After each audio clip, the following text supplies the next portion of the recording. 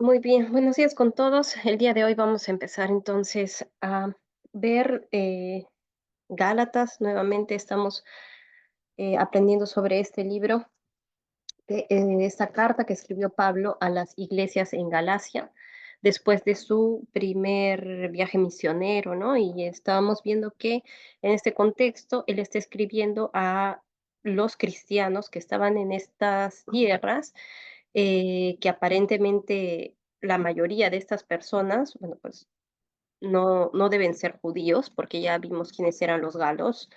Y, eh, ¿Y qué pasa? Que en el concilio en Jerusalén, donde se había determinado, y Pablo va a ver con los líderes de la iglesia de Jerusalén, cómo es que el evangelio, o sea, es que si el evangelio que él estaba predicando y todo lo que estaban diciendo era correcto, y si estaba todo claro, ¿no?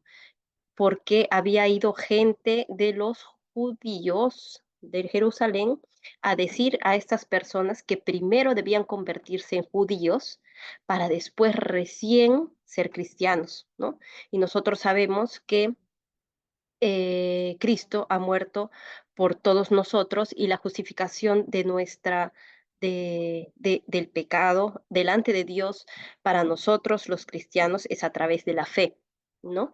Y eso es lo que está preguntándole a Pablo a los Gálatas en este libro que vamos a ver ahora en el capítulo 3, cómo es que eh, se va a desarrollar. Entonces, para eso vamos a iniciar en oración. Amado Padre, te damos gracias, Señor, por poder tener este tiempo contigo, Padre mío, esta semana. Te pedimos que puedas ayudarnos a comprender, a entender todas estas cosas que estamos aprendiendo, Señor.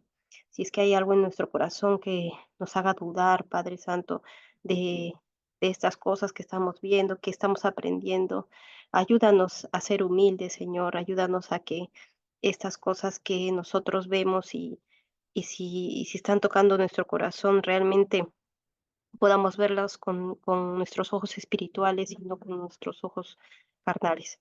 Te damos gracias, Señor, por este tiempo. Te pedimos por todas las personas que pueden escuchar este mensaje para que toque su corazón y puedas, a través de tu palabra, llegar a ellos. Todo esto en el nombre de tu Hijo amado, nuestro Señor Jesús. Amén. Muy bien, entonces vamos a comenzar y tenemos que em, nos quedamos en Gálatas 3, ¿no? Y vamos a leer la primera parte, dice, oh Gálatas, ¿no? Les está diciendo, Pablo les está escribiendo a estas personas. Y otra cosa que les iba a sugerir es que cuando terminemos de estudiar la carta y realmente entender los pedazos de la carta, yo les sugeriría que al final la lean completa, así, de un tirón, ¿no? Porque ustedes se van a dar cuenta, ya con el conocimiento que tengamos de todo lo que vamos a explicar, que Pablo es muy reprensivo, ¿ya? En esta carta creo que es una de las que, si no es la más reprensiva, porque él ha estado con ellos mucho tiempo, les ha explicado muchas cosas y les ha enseñado y ellos han creído y realmente con su mente han podido entender lo que Pablo les había dicho todo este tiempo, y ahora están creyendo a estas personas judías que quieren hacerlos judaizar a ellos, ¿no? Entonces, Pablo está enojado, está indignado, está muy molesto, ¿no? Y por eso es que él escribe así como con esta, con esta, como como decepción, ¿no? Esta rabia contenida, pero de decepción, ¿no? Y ustedes lo van a poder ver a lo largo de la carta, ¿no? Y dice, si ustedes tienen una Biblia en la que hay subtítulos, en capítulo 3 dice, el Espíritu se recibe por la fe. Y dice, el capítulo 3 de Gálatas, oh Gálatas, insensatos, ¿quién os fascinó para no obedecer a la verdad a vosotros ante cuyos ojos Jesucristo fue ya presentado claramente entre vosotros como crucificado. Oh Gálatas insensatos, es una palabra muy fuerte porque em, ustedes tienen que entender que las traducciones en la Biblia son ah, hechas para, para todas las personas, ¿no? Entonces, nosotros no podemos pedirle al traductor que ponga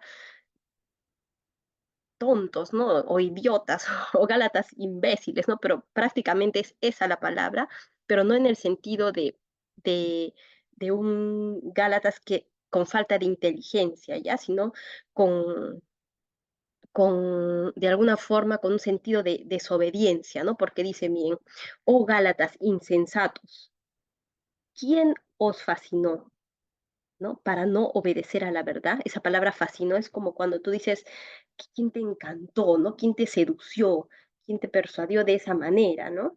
Cuando una persona se deja fascinar, como cuando un mago, cuando eres un niñito, ¿no? Porque es prácticamente eso, eres un niño en la fe. Ellos son niños en la fe y viene un mago y a los niños les hace un truco y es como que, wow, ¿no? Entonces es como que te fascina, un ilusionista me refiero, ¿no? Y te fascina de cómo es que él pudo hacer eso, ¿no? Y entonces a esa palabra, ¿quién os fascinó? Se refiere a eso, ¿no?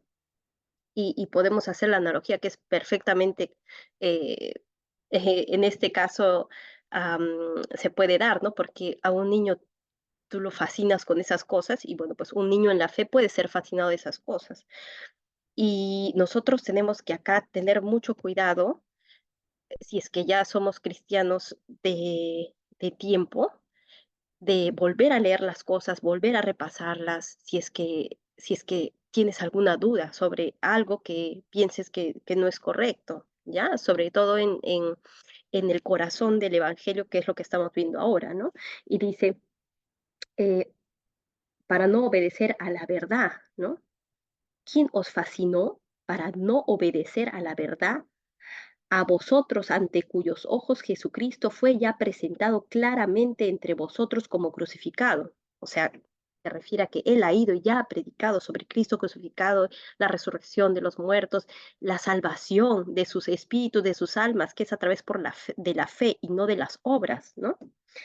Esto solo quiero saber de vosotros. Les va a hacer una pregunta.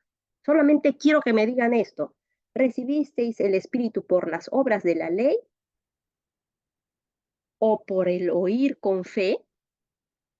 Y esto es claro porque, y la pregunta y la respuesta es clara porque ellos no son judíos, ¿no? Claro que debe haber algunos que son judíos, pero ahí hay griegos, ¿no? Y entonces les está diciendo, ustedes, ¿recibisteis el Espíritu por las obras de la ley o por el oír con fe? Porque ustedes hasta este momento no eran judíos y ya recibieron el Espíritu Santo, ¿no? Entonces, él quiere darle un orden de cómo es que suceden las cosas. Primero es la fe y después son las obras, ¿no? Ese es el orden correcto. Tan necios sois, y la palabra necio en ese sentido es insensato, desobediente, ¿no? ¿Por qué? Porque lo contrario de la palabra necio es la sabiduría. Y ustedes, bueno, pues el que haya leído Proverbios alguna vez sabe que la sabiduría comienza con el temor de a Jehová, con el temor de Dios, ¿no? Para obedecerle. Y si tú haces lo contrario a lo que él te está diciendo, eres un necio, eres un insensato, quiere decir que eres un desobediente, porque de alguna forma eso que te está diciendo Dios es lo correcto, ¿no? Entonces él dice así, tan necios sois, habiendo comenzado por el Espíritu, ahora vais a acabar por la carne. O sea, ustedes ya han recibido al Espíritu Santo y ahora van a terminar haciendo las, la ley, o sea, por su carnalidad quieren llegar al cielo, si ustedes ya tienen el Espíritu, ¿no? No es al revés. Y se van a dar cuenta que acá hace muchas preguntas. Dice, ¿tantas cosas habéis padecido en vano? Si es que realmente fue en vano. Aquel pues que os suministra el Espíritu, que está hablando de Dios, ¿no? ¿Quién nos da el Espíritu Santo? A cada uno. ¿Quién nos escoge para que el Espíritu Santo more en nosotros? Ni siquiera somos nosotros mismos, sino que Dios mismo ha escogido a sus hijos. Él es el que nos suministra el Espíritu a quien Él quiera, ¿no? Y, y nosotros, los que podemos entender esto, debemos dar gracias a Dios por la misericordia que tiene hacia nosotros, de poder tener eso de Él, ¿no? Y dice, aquel pues que os suministra el Espíritu y hace maravillas entre vosotros, o sea, Dios lo hace por las obras de la ley, o sea, lo hace porque ustedes son buenos, porque ustedes cumplen las cosas, o por el oír con fe, ¿no? Entonces, él hace toda esta serie de preguntas porque él está tratando de preguntarse qué cosa hay en la cabeza de estas personas que puede hacer que les hayan creído a esta gente judía que se quiere hacer judaizar, que quiere hacer de alguna forma cambiar, ¿no? El corazón del evangelio para que sigan las tradiciones judías, ¿no? Es el punto ahí. Y entonces él en el capítulo 3 de Gálatas, va a hablar de dos cosas importantes que vamos a hablar el día de hoy, eh, y, que, y que responden a todas las preguntas que acaba de hacer él, porque él se está preguntando qué cosa es lo que ellos se preguntan y yo tengo que responder a esas preguntas que estoy suponiendo, ¿no? Que esta gente se está preguntando.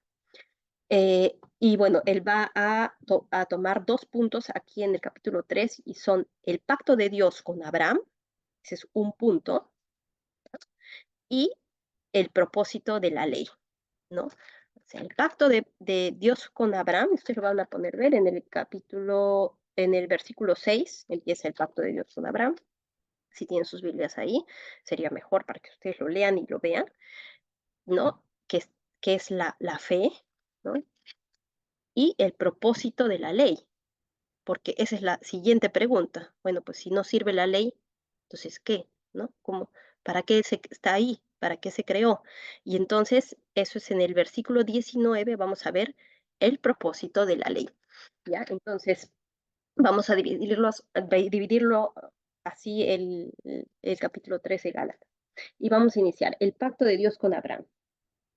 Dice, versículo 6, así Abraham creyó a Dios y le fue contado por justicia.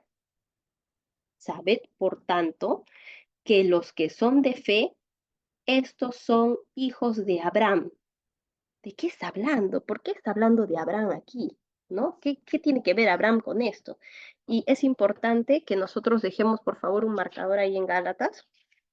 Vayamos a Génesis, si es que tienen sus Biblias ahí, si no, yo lo voy a leer. Génesis capítulo 15. Vamos a ver qué es lo que Dios le dice a Abraham, ¿no? Dice en el capítulo 15 del Génesis. Vamos a ver.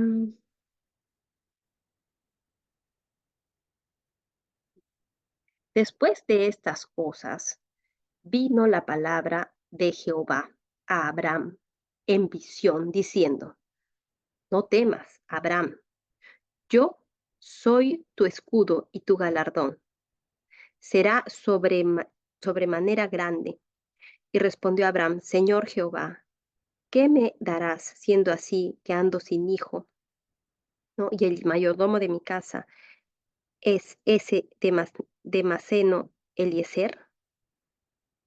Dijo también Abraham, mira que no me has dado prole, y he aquí que será mi heredero un esclavo nacido en mi casa.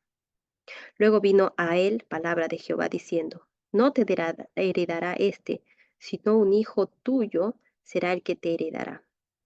Y lo llevó fuera y le dijo, mira ahora los cielos y cuenta las estrellas si las puedes contar. Y le dijo, así será tu descendencia. Y creyó a Jehová y le fue contado, los que puedan leer en su Biblia, por justicia, ¿sí? Entonces, él creyó, todavía no hay circuncisión acá, ¿eh? O sea, el pacto, esto se hace antes de que la circuncisión es en el capítulo 17 de Génesis, estamos en el 15 y todavía no hay una señal de ese de esa promesa que le hace Abraham a Dios, ¿no? Y no solamente eso, sino que le dice, y creyó a Jehová y le fue contado por justicia, por la fe, ¿no? Y le dijo, porque acá también es otra cosa que tenemos que tener en cuenta, que Abraham no era judío, porque hasta ese momento los judíos no existían, pues, ¿no? Abraham, era de una población, ¿no?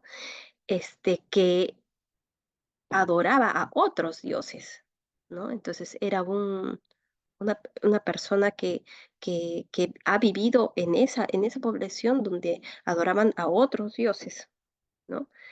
Y para ese momento, no había, o sea, en en en la mente de estas personas, ¿no? En en la Mesopotamia, por así decirlo, en las primeras civilizaciones, ¿no? Que empiezan a darse, todo se veía con, dioses para todo, ¿no? Y eran muy pocas las personas que creían en un solo Dios creador, que también es una postura, ¿no? Que se ha encontrado, históricamente, y que sí había gente que pensaba que había antes de todo un Dios que creaba, ¿no? Un creador. Y esa es una postura. Y la otra postura es que cada cosa, ¿no? Tenía su dios, como el dios de la luna, el dios del mar, el dios de, ¿no? Eso. Y Abraham venía de esa parte del- de, de Mesopotamia, ¿no? De Ur de los Caldeos, ¿no? Entonces, dice, y creyó a Jehová, y le fue contado por justicia. Y le dijo, yo soy Jehová, que te saqué de Ur de los Caldeos, ¿sí? Para darte a heredar esta tierra. Y él respondió, Señor Jehová, ¿en qué conoceré que le he de heredar? O sea, ¿cómo es que yo puedo estar seguro? O sea, ¿cómo es que yo sé que esa es tu palabra, ¿no? Y me estás diciendo, pero cómo, cómo puedo saber yo que soy esa persona, ¿no? ¿Cómo voy a poder saber? Entonces, antes, lo que hacían las personas cuando hacían una promesa es que hacían un pacto, ¿no? Y la mayoría de veces este pacto tenía que ver con la sangre. ¿Y cómo es que hacían los pactos? Bueno, pues agarraban un animal, lo cortaban en la mitad y las personas pasaban por en medio de estos animales cortados en señal de que si ellos rompían su pacto, iban a morir, ¿no? Porque era algo así como, es tu palabra, ¿no? Y si tú estás dando tu palabra, preferías morir a no cumplirla, ¿no? Entonces pasaba uno y pasaba el otro en señal de que ese pacto se iba a dar hasta la muerte, ¿no? Y es por eso que los pactos se daban en ese tiempo así. Y él respondió, Señor Jehová, ¿en qué conoceré que le he de heredar? Y le dijo, tráeme una becerra de 3 años, y una cabra de 3 años, y un carnero de 3 años, una tórtola y un palomín. Tomó todo y los partió a la mitad, ¿no? Y puso la mitad una frente a otra, y sí. Mas a la caída del sol, en el versículo 12 dice, sobrecogió el sueño a Abraham, y he aquí que el temor de una grande oscuridad cayó sobre él. Entonces Jehová dijo a Abraham, ten por cierto que tu descendencia morará en tierra ajena y será esclava allí y será oprimida 400 años, mas también a la nación a la cual servirán juzgaré yo. Después de esto saldrán con gran riqueza, y tú vendrás a tus padres en paz y serás sepultado en buena vejez, ¿no? Y en la cuarta generación volverán acá, porque aún no ha llegado a su colmo la maldad del amorreo hasta aquí. Y sucedió que puesto el sol y ya oscurecido, o sea, Dios le estaba hablando de todas estas cosas, se veía un horno humeando y una antorcha de fuego, ¿sí? Cuando nosotros veamos esta señal de la antorcha de fuego, lo van a ver cuando Moisés estaba en el desierto y estaban pasando y había una antorcha de fuego que lo seguía, es Dios, ¿no? Que pasaba y esta antorcha de fuego, que es el mismo Dios, pasaba por entre los animales divididos, ¿no? Yo nunca entendí esta parte porque decía, ¿por qué está pasando por entre los animales? Pero cuando ya voy viendo que así se hacían los pactos en la antigüedad, es obvio, Dios está pasando a través de ese pacto que Él está haciendo con Abraham, el pacto es ese, ¿no?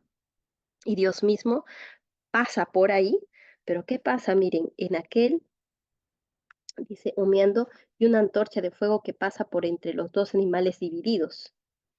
Pero Abraham no pasó por entre los dos animales divididos. Dios lo hizo dormir. Él no pasó por ahí. Solo pasó Dios, ¿no? Esa fue su promesa, ¿no? En, y, y el punto es que si que él debía cumplir la promesa. Dios le está diciendo, a través de esto lo vas a conocer. En aquel día hizo Jehová un pacto con Abraham diciendo, a tu descendencia daré esta tierra, desde el río de Egipto hasta el río grande, al río Éufrates, la tierra de los eneos, los eseos, los cadmoneos, los eteos, los fereceos, bueno, todas estas tierras, ¿no? Y, y, y eso, ¿no? Entonces Dios hace aquí un pacto con Abraham por la fe, ¿no? Y es lo que nos quiere explicar Pablo aquí, a través de la fe. Va a responder porque está citando las escrituras y dice, ¿no? Así Abraham creyó a Dios y le fue contado por justicia, ¿sí? En esta parte es donde se dice, sabed por tanto que los que son de fe, estos son hijos de Abraham. Ahí está, ¿no? Los que son de fe, estos son hijos de Abraham. Y la escritura, previendo que Dios había de justificar por la fe a los gentiles, o sea, todos nosotros, dio de antemano la buena nueva a Abraham diciendo, en ti serán benditas todas las naciones, ¿sí? Y eso también en el Antiguo Testamento está escrito, ¿no? Los de la fe de Abraham, ¿no? Son judíos y gentiles, porque todas las naciones serán benditas en tu simiente, ¿no? Y por eso Abraham es nuestro padre, no nuestro padre en un sentido am, cultural, ¿no? Judío, sino en un sentido espiritual, ¿sí? En ti serán benditas todas las naciones. Y obviamente porque Jesús es judío, ¿no? Y él es la simiente de quien se habla en todo el Antiguo Testamento, ¿no? De modo que los de la fe son bendecidos con el creyente Abraham. Y ese es el pacto, ¿no?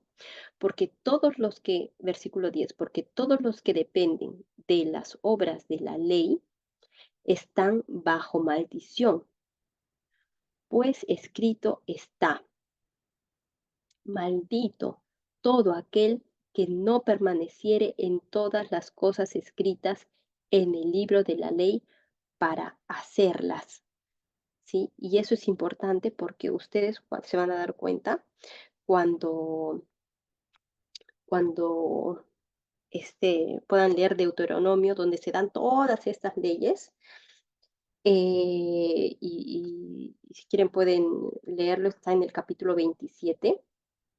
Él cita eso porque ahí dice que será malditas todas las personas que no hicieren estas cosas, ¿sí? Y que por la ley, versículo 11, ninguno se justificará para con Dios, es evidente, porque nadie va a poder cumplir todas las cosas que dice ahí. O sea, todas esas reglas es imposible que un ser humano pueda cumplirlas, ¿no? El justo dice, por la fe vivirá. Y la ley no es de fe, ¿sí? Sino que dice, la ley no es la fe. La ley no es la fe. La fe es una cosa y la ley es otra cosa distinta. La fe es lo que nosotros creemos de corazón, entregamos a Dios de corazón, ¿sí? Y la ley es cómo se manifiesta esa fe. Entonces dice, el justo por la fe vivirá, y la ley no es de fe, sino que dice, ¿qué dice la ley? El que hiciere estas cosas vivirá por ellas, ¿no? La ley dice eso. La ley dice, si tú haces esto, vas a vivir.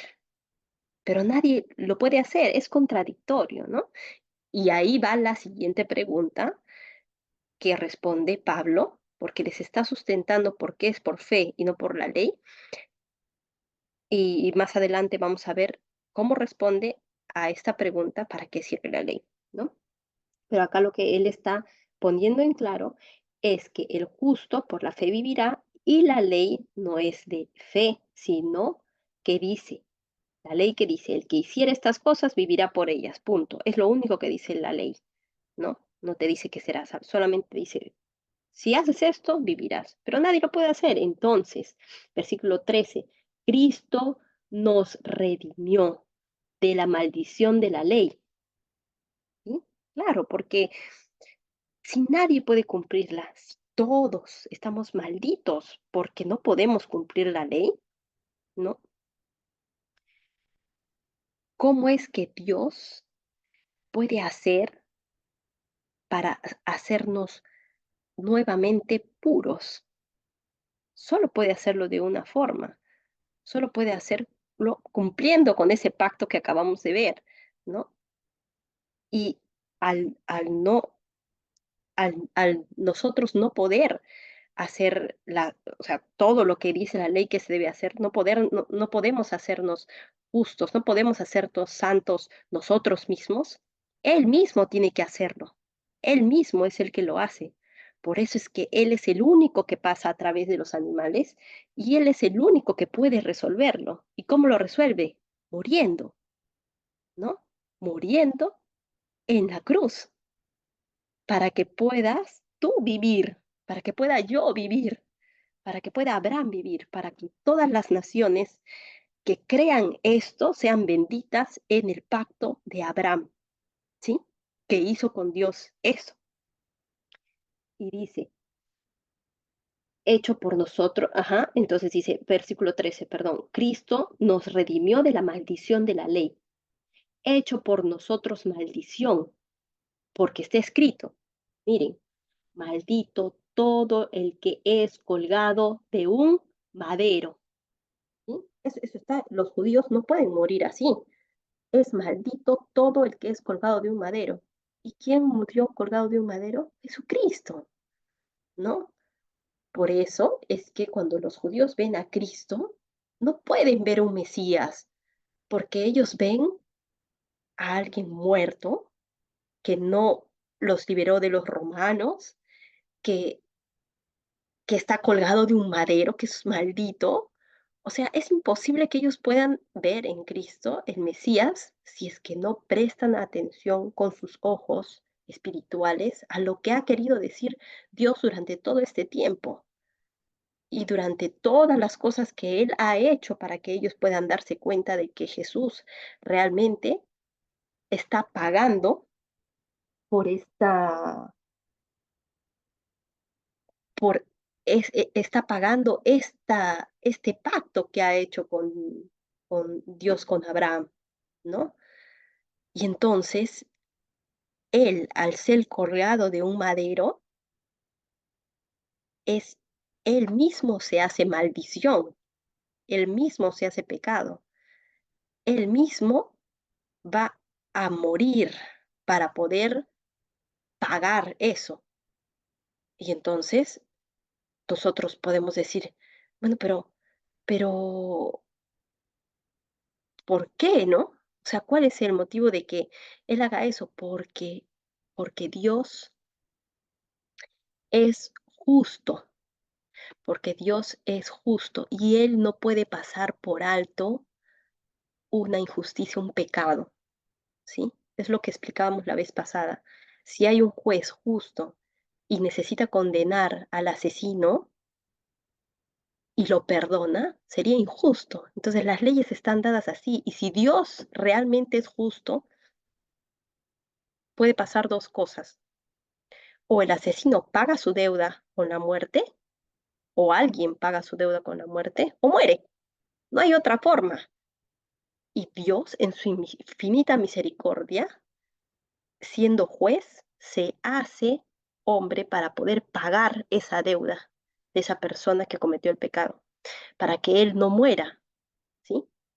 Y ahora no nos referimos a esta muerte y esta muerte de Cristo en la cruz puede ser una representación de eso, ¿no? De, de esta separación espiritual que hubo entre el Padre y el Hijo en ese momento, ¿no? Porque a veces nosotros he escuchado decir, bueno, pero si Él es Dios, ¿no? Ya pues se muere y sabe que siempre va a vivir. ¿Cuál es el, o sea, no, es, claro, si tú lo ves de una forma carnal, puedes decir, bueno, pues es verdad, ¿no? Es esa muerte que tú dices, ya, pues me muero y ya estoy bajo la tierra. No, no se refiere a esa muerte, se refiere a una muerte espiritual, se refiere a una muerte eterna, ¿no? Esa separación eterna de Dios. Él lo tiene que hacer, porque nosotros no vamos a poder hacerlo. Y por eso es que Cristo representa el pago por ese pacto que ha hecho Dios con su pueblo en la fe, no en la circuncisión, no en... Yo sé que mucha gente, y sí es verdad, y debe ser que el pueblo judío con Dios, Dios tiene sus, ¿cómo se dice? Dios debe tener sus promesas con ellos de alguna forma, pero esta promesa de la fe es para todos nosotros, para todos los cristianos, los que tenemos fe, ¿no? Porque está escrito, maldito todo el que es colgado de un madero. Miren, versículo 14, para que en Cristo Jesús la bendición de Abraham alcanzase a los gentiles, a fin de que por la fe recibiésemos la promesa del Espíritu, ¿no? Porque dijo, en ti serán benditas todas las naciones de la tierra. Y no mintió. Hermanos, dice, hablo en términos humanos. Ahora les va a decir, ahora vamos a poner un ejemplo de humanos. Si un pacto, dice, aunque sea de hombre, una vez ratificado, nadie lo invalida ni le añade. O sea, dice, si nosotros siendo humanos hacemos este tipo de pactos y cumplimos, ahora bien, a Abraham fueron hechas las promesas y a su simiente. Esta palabra simiente quiere decir a su semilla, a su simiente. Esa palabra simiente viene de la palabra semen, ¿sí? A su simiente, a él, a sus hijos, a su simiente, ¿no? Dice, no dice y a las simientes, ¿no? No dice a sus hijos, sino a la simiente. Está refiriéndose en singular a Cristo Jesús, a su simiente. A Él le ha prometido que, que va a bendecir a las naciones a través de ese hijo que es Cristo Jesús, porque es su descendencia, pues, ¿no? Dice, no ahora bien, a Abraham fueron hechas las promesas y a su simiente. No dice y a las simientes, como si hablase de muchos, sino como de uno, y a tu simiente, la cual es Cristo. ¿Sí? Esto pues digo, el pacto previamente ratificado por Dios para con Cristo, la ley que vino 430 años después, porque después se escribió la ley, ¿no? Con Moisés. La ley que vino 430 años después no lo abroga para invalidar la promesa. O sea, no es que el pacto que hizo con Moisés va a invalidar el primer pacto que hizo con Abraham. Eso es algo que no se puede hacer porque si nosotros mismos no lo hacemos, nadie aumenta ni quita a un pacto que tú has hecho con alguien, ¿no? Algún contrato. Nadie puede quitar y poner cosas ahí porque ya está, es tu palabra, ¿no? Entonces no podemos invalidar el pacto de Abraham a través del pacto que Dios hace con Moisés para darles la ley. Eso no se puede hacer, ¿no? Es lo que les está explicando Pablo aquí.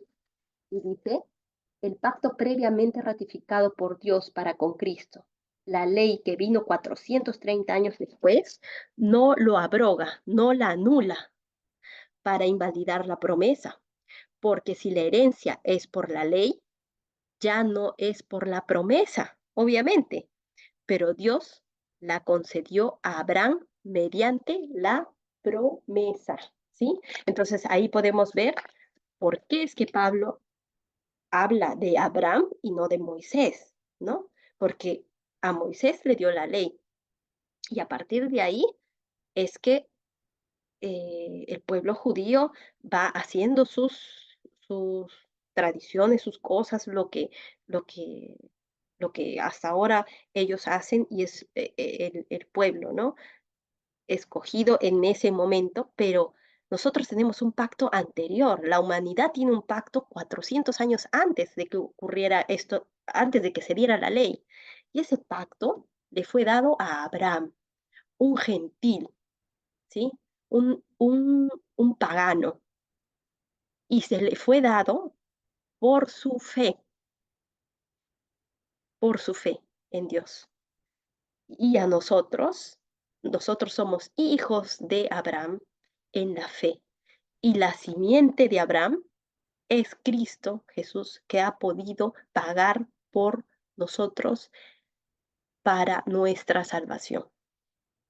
Eso es lo que está exponiendo acá Pablo y, y es lo que les está explicando, ¿no? Y ahora vamos a ir con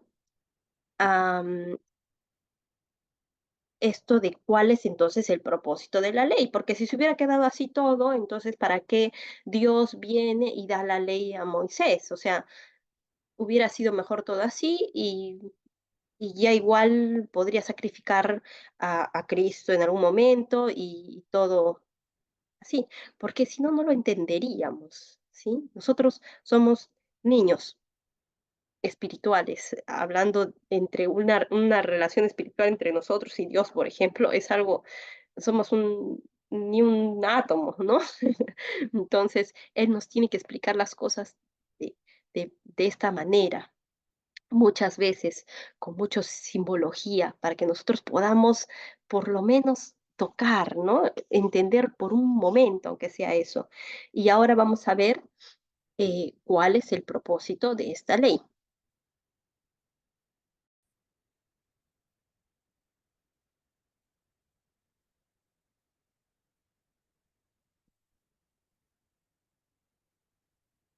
Entonces vemos el propósito de la ley. Versículo 19. Entonces, ¿para qué sirve la ley? ¿No? Y es la pregunta obvia después de todo lo que ha explicado Pablo hasta este punto, ¿no? Dice, fue añadida a causa de las transgresiones. ¿Sí? Fue añadida a causa de las transgresiones. Porque como yo les digo, desde Abraham hasta Moisés, más o menos, pues son los 400 años que dice, ¿no? Que en ese pedazo de tiempo, ¿qué es lo que pasó? ¿No? Entonces, ¿qué es lo que pasó?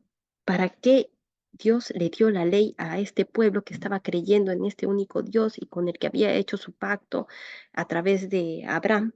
¿No?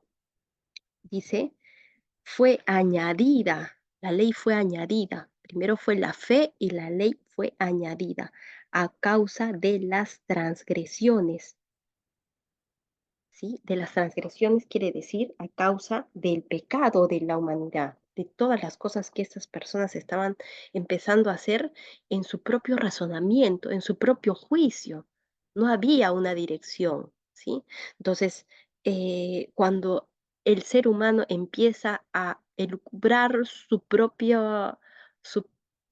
su propia verdad, ¿no? Empieza a cometer muchos errores y lo podemos ver en nuestros días hasta hoy. Y, y a pesar de que ahora tenemos algunas eh, leyes, por así decirlo, eh, la mayoría de esas leyes ahora están sin una base bíblica, ¿no? Es solamente una idea humana, ¿no? Entonces nosotros podemos ver cómo es que el humano puede, puede hacer su propia ley, su propia verdad, sus propias cosas y transgredir lo que realmente Dios ha hecho y quiere para nosotros. Entonces, Él lo que hace es añadir esta ley a causa del pecado, de las transgresiones, hasta que viniese la simiente a quien fue hecha la promesa, ¿no? Y estamos hablando de que esa simiente es Cristo. Hasta que viniera Cristo, a quien fue hecha la promesa, y fue ordenada por medio de ángeles en manos de un mediador. Entonces, ¿cómo es esto? La ley entonces, ¿qué es lo que hace? Lo que hace es revelar el pecado, ¿no? Ah, lo que tú puedes ver en tu vida eh, de malo, ¿no? Solamente lo puedes ver a través de la ley de Dios, porque solamente a través de saber qué cosa es lo bueno y qué cosa es lo malo en la verdad de Dios, es que tú puedes discernir qué está bien y qué está mal. Porque cualquier persona podría decir lo que decíamos antes, ¿no? Ahora en la actualidad ya las bases bíblicas o lo que dice Dios ya no importa tanto. Entonces, ¿qué pasa? Todo es un cambalache de cosas, una mazamorra espiritual en la cabeza de las personas, ya no hay límites, ¿no? Entonces, eh, y Dios, ¿no? Hace la ley para que tú te des cuenta de qué cosa estás haciendo mal, para que tú sepas, revela el pecado que está en ti, ¿no? Para que tú puedas verlo y te des cuenta de que eres un transgresor a Dios. Y si eres un transgresor a Dios y tu paga es la muerte, o sea, lo que tú tienes que pagar es la muerte, es que tú necesitas un salvador, porque eres incapaz de pagar esta deuda que tú tienes tú solo, ¿no? Pero nunca la ley tuvo el propósito de ser el camino para la salvación. Es solamente para que tú puedas darte cuenta que no puedes salvarte solo, ¿sí? Eso es lo que está explicando Pablo acá. Entonces, ¿para qué sirve la ley? Fue añadida a causa de las transgresiones, hasta que viniese la simiente a quien fue hecha la promesa, ¿sí? Y fue ordenada por medio de ángeles en mano de un mediador. Dice, y el mediador no lo es de uno solo, pero Dios es uno. Qué raro, ¿no? Este juego de palabras que usa Pablo.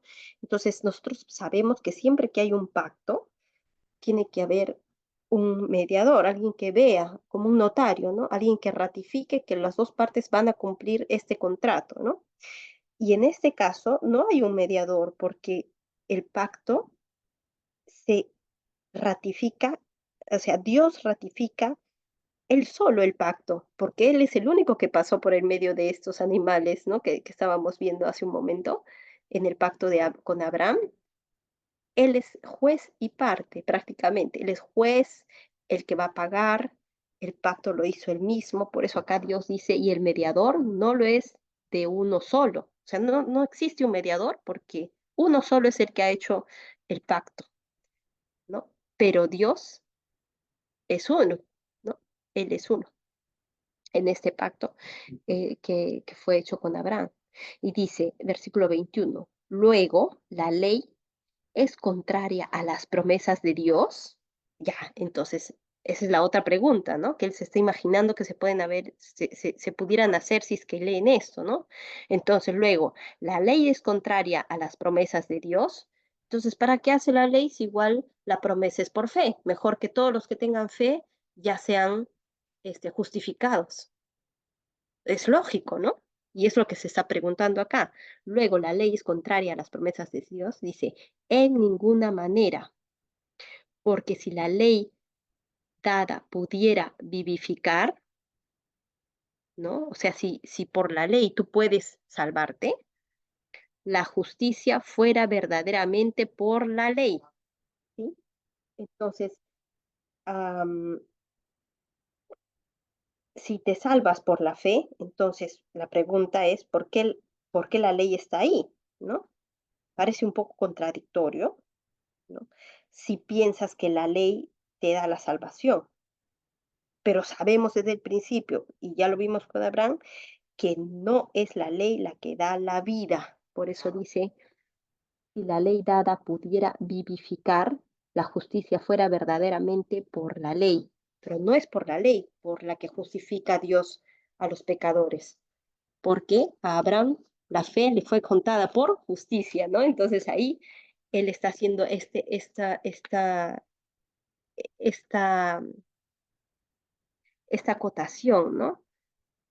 Y dice, mas la escritura lo encerró todo bajo pecado, para que la promesa que es por la fe en Jesucristo fuese dada a los creyentes, ¿sí?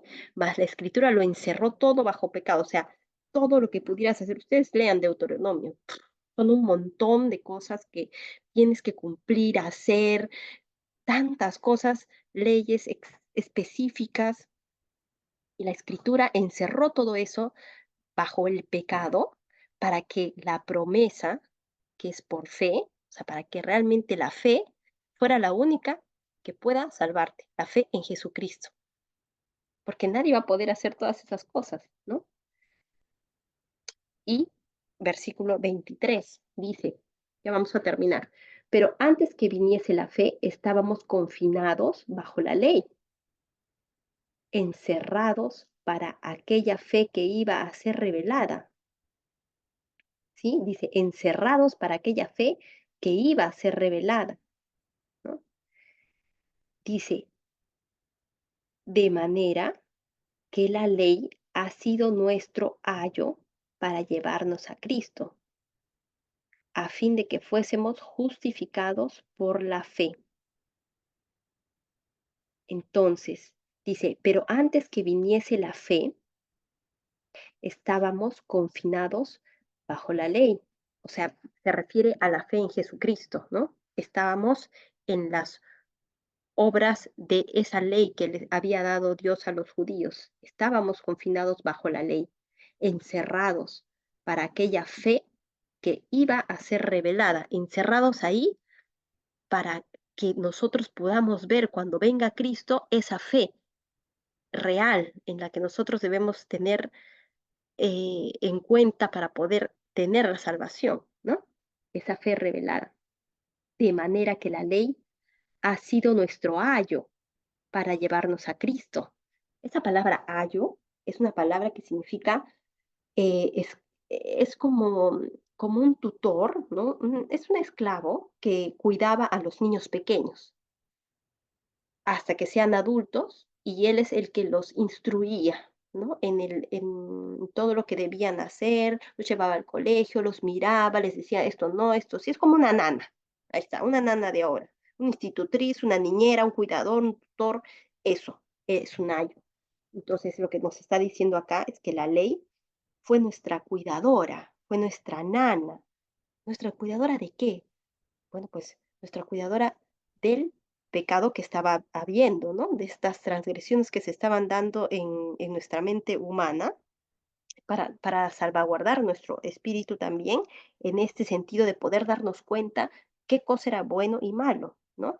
Y esa ley fue nuestra cuidadora, nuestra nana, ¿no? Nuestra institutriz, el cual, a medida que nos mostraba nuestros pecados, cumplía esa función de llevarnos a Cristo, ¿no? A fin de que fuésemos justificados por la fe. Pero venida la fe, dice, o sea, la fe verdadera, ya no estamos bajo ayo. Viene la fe y ya no estamos bajo ese ayo que es la ley. Ya hemos crecido, ¿no? Prácticamente dice eso, ¿no? Y dice, pues todos sois hijos de Dios por la fe en Jesucristo. Y aquí está lo que hablamos anteriormente. Los hijos de Dios son por la fe en Jesucristo. No todos son hijos de Dios. Somos criaturas de Dios, pero los hijos de Dios solamente son los que creen en Jesucristo, porque todos los que habéis sido bautizados en Cristo, de Cristo estáis revestidos. Y acá se refiere al bautismo como un símbolo de obediencia, ¿no? O sea, ¿quiénes son Y vemos otra vez, ¿quiénes son los hijos de Dios? Los que creemos en Cristo, primero es la fe, los que han sido bautizados en Cristo, la obediencia, ¿sí? Pero primero siempre es la fe. Ya no hay judío ni griego, no hay esclavo ni libre, no hay varón ni mujer, porque todos vosotros sois uno en Cristo Jesús. Y si vosotros sois de Cristo, ciertamente linaje de Abraham sois y herederos según la promesa, ¿no? Entonces, de alguna forma, somos herederos de esa promesa que acabamos, de ese pacto que hemos hecho con Dios a través de nuestro padre Abraham, espíritu de la fe, ¿no? Es nuestro pacto. Él nos ha prometido la libertad en nuestro, nos ha prometido la libertad, un Salvador, y Cristo es el que nos hace libres, ¿no? Y nos hace a todos iguales. Eso es algo revolucionario para esta época, porque en esta época había, para esa época y para esta época también, ¿no? Habían esclavos, habían mucho esto del hombre, la mujer, que unos valen más que otros. Cristo viene y nos hace libres y nos hace a todos iguales, nos iguala en el espíritu, ¿no? No hay estatus, no hay sexos. En el espíritu no hay esas cosas, ¿no? No hay categorías. En el espíritu somos todos iguales, pecadores, que no podemos cumplir la ley para poder salvarnos, que no podemos pagar esa deuda, que no podemos hacerlo y que necesitamos todos un Salvador, ¿sí? Y ese Salvador fue dado por el mismo Dios, su misericordia, para que nosotros podamos en el Espíritu regresar a Él en algún momento. Y entonces eso es el corazón de todo el Evangelio. La verdad es que mm, no, si ustedes realmente creen en esto, y esto es algo que me animo a decir de corazón en el Espíritu, es que yo sé que no hay una iglesia perfecta. No hay una iglesia verdadera en el sentido de, tú eres católico, tú eres evangélico, tú eres bautista, tú eres eh, pentecostal, incluso adventista. O sea, yo sé que tenemos muchas cosas distintas, ¿sí? Porque nuestra mente humana nos hace así, ¿sí? Si tú piensas que es mejor guardar el sabbat y el Espíritu Santo te lo está diciendo, hazlo. Porque la ley te permite, o sea, puedes hacerlo, ¿sí? Pero no es para salvación. Puedes hacerlo, puedes comer kosher, puedes comer, puedes circuncidarte, puedes hacer lo que tú quieras en el sentido de, si quieres de esa forma agradar a Dios, en cualquiera de tus creencias, de tu cultura, de la iglesia en la que has nacido o la que, no sé, ¿no? Tú puedes hacer esas cosas para agradar a Dios. Puedes ver la ley y ver en tu vida si es que esa ley se cumple, si es que estás transgrediendo, te va a ayudar de alguna forma. Pero yo estoy segura que en todas esas iglesias hay verdaderos hermanos en Cristo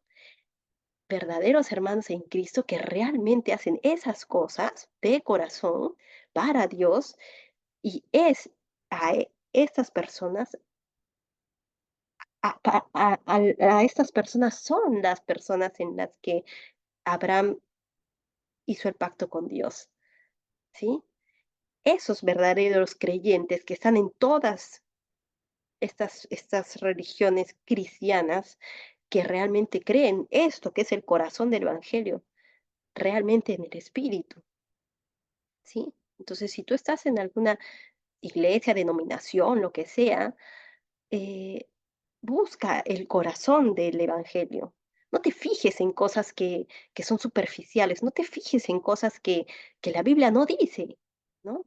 Y si hay algo que tú tengas que reprender a estas personas que has encontrado en la Biblia y que realmente no justifica lo que ellos están haciendo, pues dilo, sé valiente, como Pablo. Pablo reprendió a Pedro y lo hizo a través de la escritura, lo hizo a través de, de lo que nosotros estamos viendo ahora, en ese momento, del corazón del Evangelio. ¿Sí? Entonces, intentemos, siempre que estemos en nuestra comunidad, hacer eso. O sea, no es que pongas el dedo en la llaga, ¿no? No es que señales algo que de repente te va a ir mal con los hermanos de la iglesia, con la gente que va, pero sí es importante que si algo que esté dañando el corazón del evangelio, que es la salvación a través de la fe que es en Cristo Jesús, tienes que decirlo, tienes que hablarlo, tienes que por lo menos preguntártelo, buscar, no te quedes ahí, ¿sí? Entonces, vamos a cerrar en oración.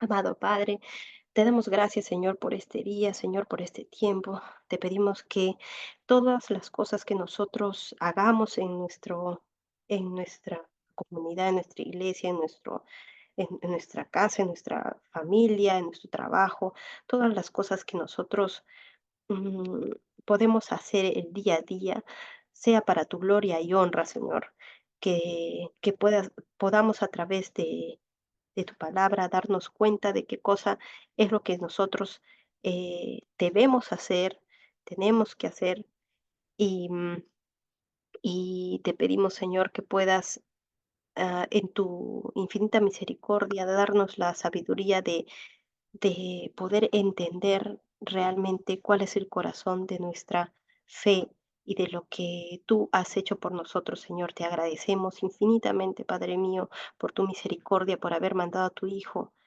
Jesucristo a que pueda morir en la cruz para poder salvarnos, Señor. Te damos gracias por esto y, y te lo vamos a agradecer siempre, Padre Santo, con nuestra vida, con todo lo que nosotros podamos darte a ti, Señor, de corazón. Te damos las gracias y te pedimos que nos bendigas en el nombre de tu Hijo amado, nuestro Señor Jesús. Amén.